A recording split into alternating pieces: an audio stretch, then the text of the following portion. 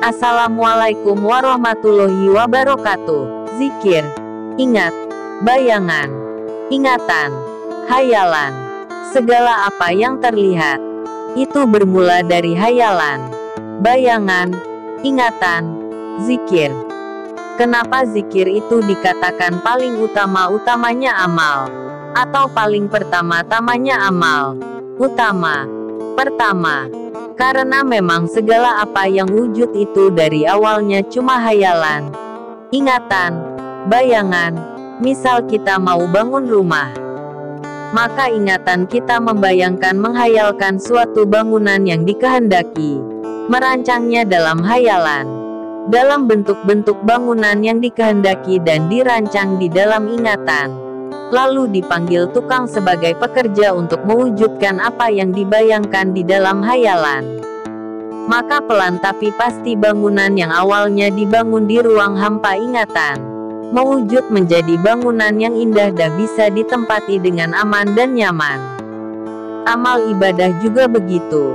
Ketika zikir itu hanya di ruang hampa ingatan, maka zikir itu masih sebatas sesuatu yang tidak bisa diambil manfaat kecuali manfaat yang bersifat tak terlihat. Karena hanya sebatas ingatan atau hayal, makanya kemudian zikir itu harus diwujudkan dalam bentuk amaliyah nyata.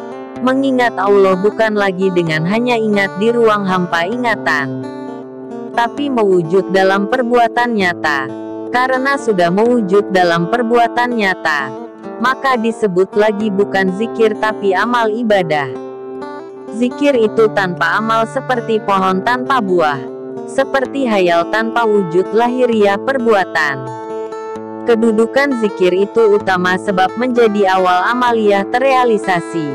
Tanpa diawali zikir, amaliyah itu tak akan pernah ada. Seperti tanpa pohon, buah itu tak akan bisa wujud dan bisa dipetik rasa manisnya. 1000 tahun berzikir kalah dengan semenit beramal. 10 tahun berhayal jelas kalah dengan semenit berkarya. Dan zikrullah itu seutama-utamanya amal. Karena awal mula seseorang melakukan amal karena diawali amal itu dengan penyandaran pada Allah. Maka selanjutnya amaliyah yang didasari penyandaran pada Allah. Maka amal itu kekal karena bersandar pada zat yang kekal. Bisa dipetik buahnya di dunia dan di akhirat. Kita berzikir itu bukan untuk mengagungkan Allah, karena Allah itu sudah agung tanpa kita agungkan. Sudah paling segala-galanya tanpa puji-pujian kita. Allah sama sekali tak butuh dipuji. Kita memuji sehari semalam tanpa henti tak menambah sama sekali kekuasaan Allah dan kita tidak memuji Allah.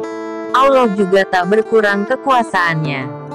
Lalu untuk apa kita memuji dan mengagungkan Allah?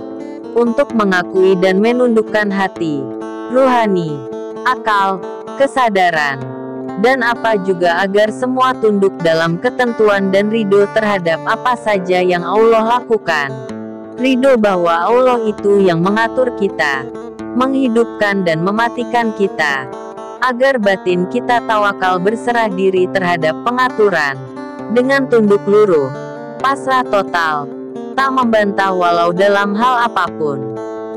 Ketika kita tunduk bertawakal dengan keseluruhan dalam melayani Allah, memperjuangkan agama Allah, mengajak kepada kebaikan dan mencegah kepada kemungkaran, dengan lemah lembut dan kasih sayang, tidak mencela dan menyalahkan, maka kita akan masuk sebagai hambanya Allah, budaknya Allah, pesuruhnya Allah, yang tak mengharap pahala, dengan sepenuh ikhlas mengabdi, menghamba, bukan sebagai pencela, penghujat, pembenci, tapi sebagai rahmat kasih sayang bagi seluruh alam.